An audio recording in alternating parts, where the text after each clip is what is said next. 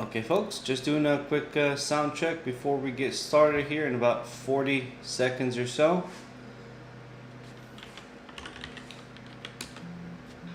Okay, folks, just doing a quick sound check before we get started here in about 40. There we go. Alright.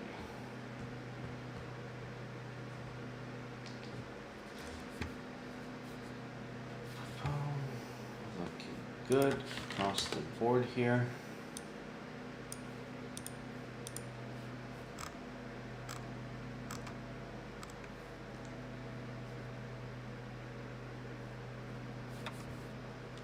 Alrighty. Good morning, folks. Good afternoon, good evening, wherever you may be. My name is Bojan Petreski. Go by Bo. Easy to say to remember. Today is July 20, 2021. Tuesday morning for me. I'm just gonna go ahead and pop the disclaimer there for your information, for your use, for your protection. Please make sure to read it and understand it thoroughly. We'll be doing the 3D market commentary today. This is the daily commentary that we do at our channel, TRADDICTIV, Monday through Friday, as long as the market is open. Where we analyze what's going on broadly throughout the market, looking at a couple of different instruments, and then we're going to take a look at them together, analyze them, see where we are, see what happened before, and so on. All right, now that that's out of the way, I'm going to go ahead and close the PowerPoint and open up our chart here on the right side with the S&P, as well as the actual newsletter on our left. This is the TRADDICTIV newsletter that we have. We are looking at a 3D market approach. So why do we call it a 3D? Because we do look at 3 dimensions of the market. We're looking at the market climate, we're looking at the buy and sell UFOs, and we're looking at the market volatility. Now, as far as the market climate, we are looking, what is the upcoming direction of the market? Are we looking for long or short opportunities?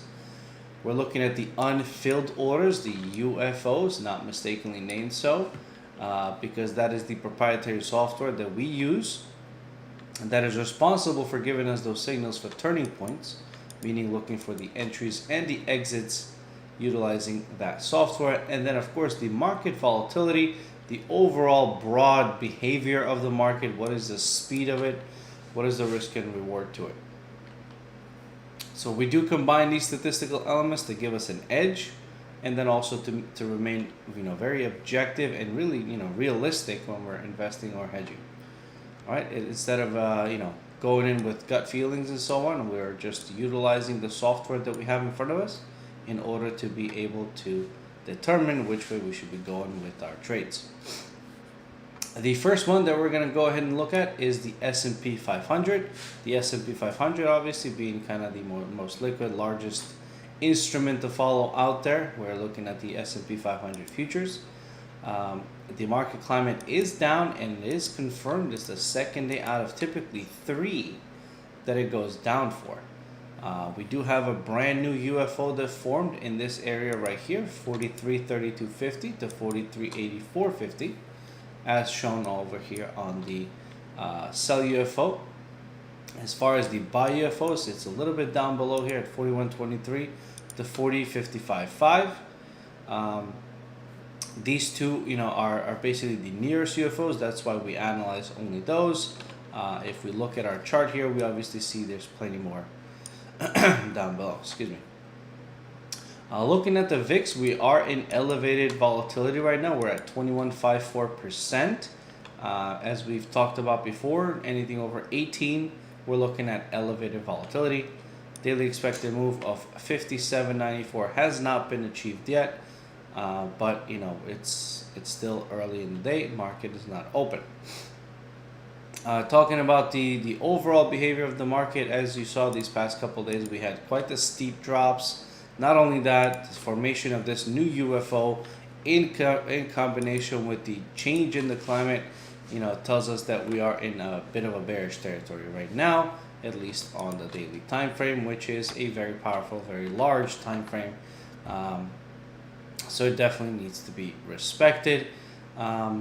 As we saw, these previous lows got broken. We did close below them, so now we're looking to see if this market will take out these lows down here and how it's going to behave over here at this UFO. All right, now if you are looking to educate yourself, if you are looking for education when it comes to futures, stocks, or Forex, we do have courses for that. I definitely want to highlight our backtesting trading plans and psychology courses, which are not as readily available, not of high quality to the point that we have them here. So definitely check those out using this link here. And they do come with a 3-month complimentary access to AutoUFOs and AutoClimate. This in itself is worth it, so trust me when I tell you that.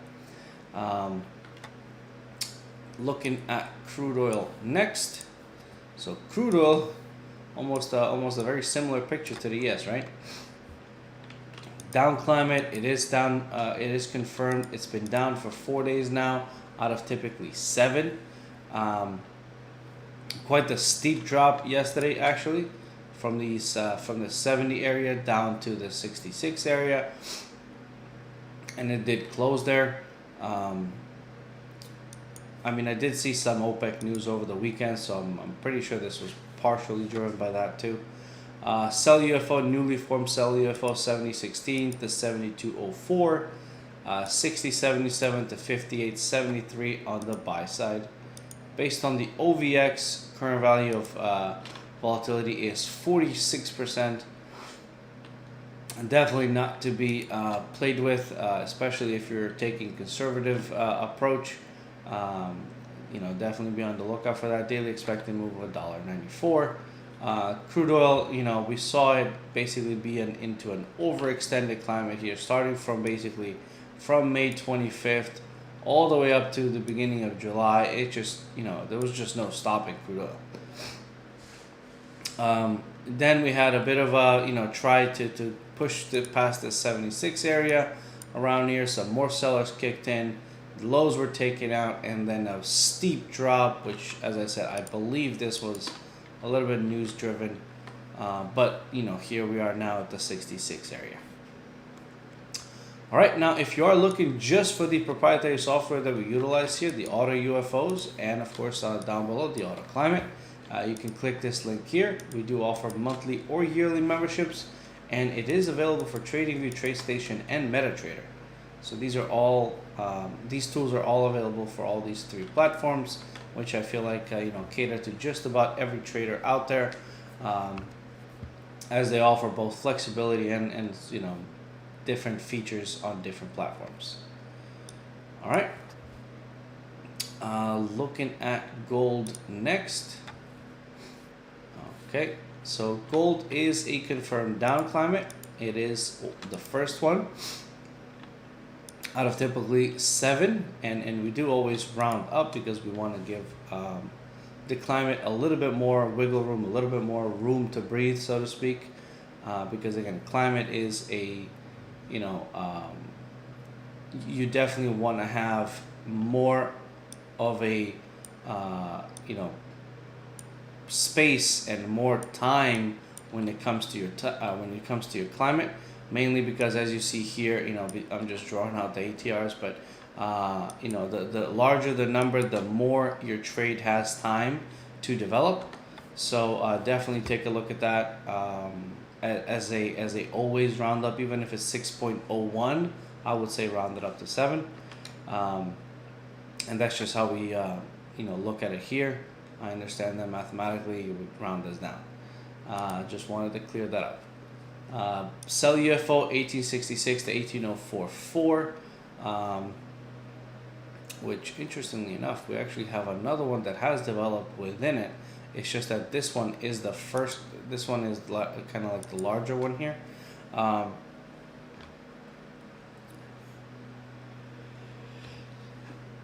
Excuse me, guys. Here we go.